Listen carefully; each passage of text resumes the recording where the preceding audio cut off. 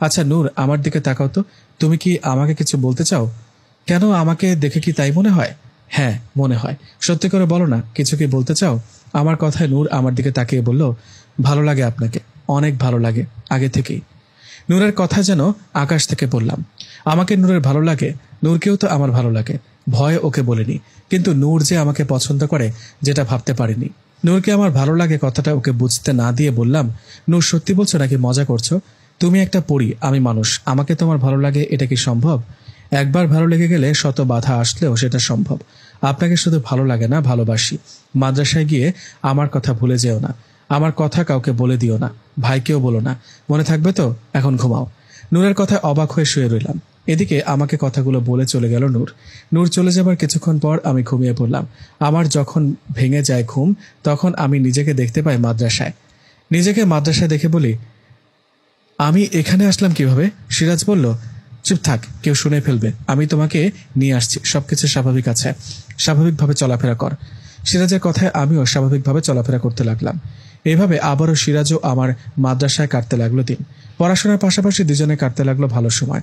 আমি মাদ্রাসায় আসার 3 দিন পর নূর আমার সাথে দেখা করে। নূরের সাথে দেখা করার পর ও বলে, কি মাদ্রাসায় ফিরছো? কেউ কিছু বুঝতে পারেনি? না, সিরাজ আমাকে ঘুমের মধ্যে নিয়ে আসছে। তা তোমার কি খবর বলো, কেমন আছো? আলহামদুলিল্লাহ ভালো আছি। তুমি? জি আলহামদুলিল্লাহ ভালো। তুমি কখন আসছো মাদ্রাসায়? কালকে আসছিলাম, তোমার কথা অনেক মনে পড়েছিল, তাই দেখা করতে বললাম। কেন, আমার কথা এত মনে পড়ে কেন? জানো না বুঝি? তোমাকে আমার ভালো লাগে। এখন আমি বুঝতে পারি সেই ভালো লাগা থেকে ভালোবাসা হয়ে গেছে। আমি তোমাকে পছন্দ করি, ভালোবাসি। নূরের মুখে কথাগুলো শোনার পর আমি বললাম, কিন্তু নূর, এই ভালোবাসার পরিণতি কি? ভবিষ্যতে কি হবে? আমি যে তোমাকে পছন্দ করি না, ভালোবাসি না, সেটা কিন্তু নয়। আমিও তোমাকে ভালোবাসি। আমি তোমার দিকে তাকালেই সবকিছু ভুলে যাই। কিন্তু দুজনে আলাদা জাতি, আলাদা ধর্মের হলেও না কথা থাকতো। আমার কথায় নূর বলল, এসব এখন ভেবে মাথা খারাপ করার দরকার নেই, পরে যা হবার হবে। ওই দেখো ভাইয়া আসছে। নূরের কথায় পেছনে ঘুরে দেখলাম সিরাজ চলে আসলো। সিরাজ এসে বলল, কিরে দুজনে কি কথা বলছিস? কই কিছু না, এমনি কথা বলছিলাম। ও আচ্ছা, ভাইয়া তোমরা তাহলে কথা বলো, আমি আসি। কথাটা বলে নূর চলে গেল। এদিকে আমি ও সিরাজ সেখানে বেশ কিছুক্ষণ কথা বলে চলে গেলাম মাদ্রাসায়। এভাবে কেটে গেল আরো কয়েকটা মাস। কয়েক মাস পর চলে আসলো ঈদ। আর ঈদ উপলক্ষে মাদ্রাসা কয়েকদিনের জন্য বন্ধ দিলেন। মাদ্রাসা বন্ধ দেওয়ায় সিরাজ আমাকে বলল, কিরে মাদ্রাসা তো বন্ধ দিল, কি করবি? বাড়িতে যাবি নাকি আমার সাথে জিন রাজ্যে যাবি? বাড়িতে যাব। আর আমি এবার একা বাড়িতে যাব না, তোকে সাথে করে নিয়ে যাব। কি বলিস? আমি জিন হয়ে তোর বাড়িতে যাব কি করে? তোর মা বাবা যদি বুঝতে পারে তখন কি হবে? আরে বুঝবে কি করে? তুই এখন যেমন মানুষের রূপে আছিস তেমনই থাকবে। আমার বাড়িতে গিয়ে অস্বাভাবিক কিছু না করলেই হবে। মা বাবা কোনোভাবেই বুঝতে পারবে না তুই জিন। তাই নাকি? আচ্ছা ঠিক আছে, তোর কথাই মানলাম, চল যাব তোর বাড়িতে।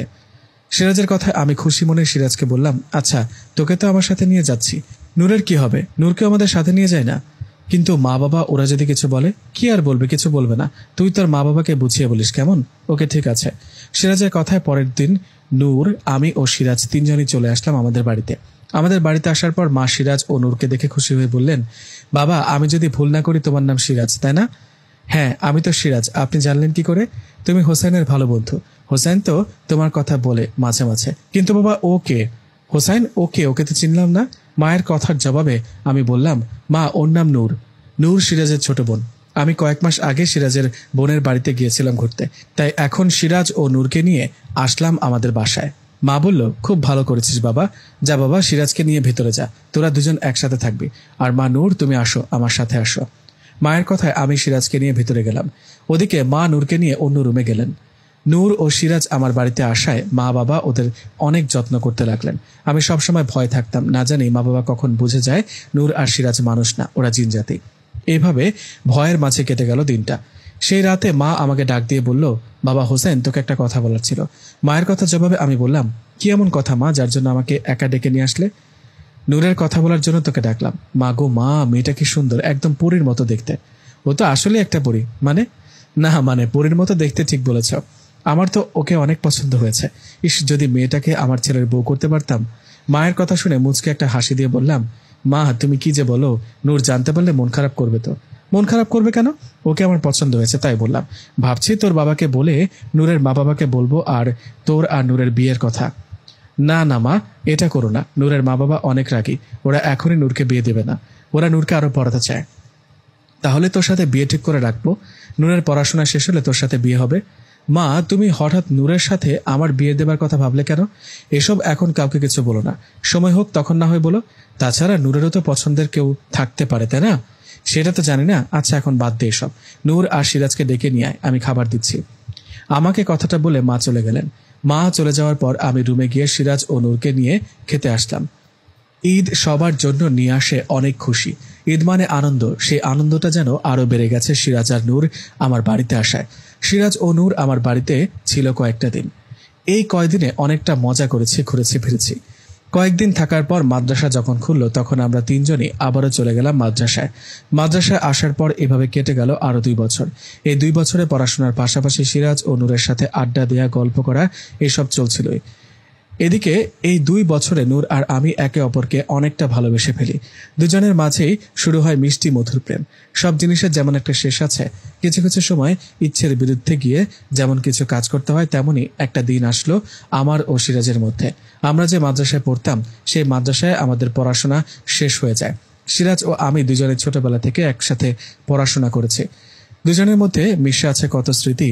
মাদ্রাসা থেকে যেদিন বিদায় নিব সেদিন সিরাজ আমাকে ডাক দিয়ে বললেন, হোসেন, আজ আমাদের বিদায় হলো। এখন তুই তোর মতো করে আরো শিক্ষা অর্জন করবি, হয়তো বাড়িতে থেকে পড়াশোনা করবি। তুই আমাকে কখনো ভুলে যাস না।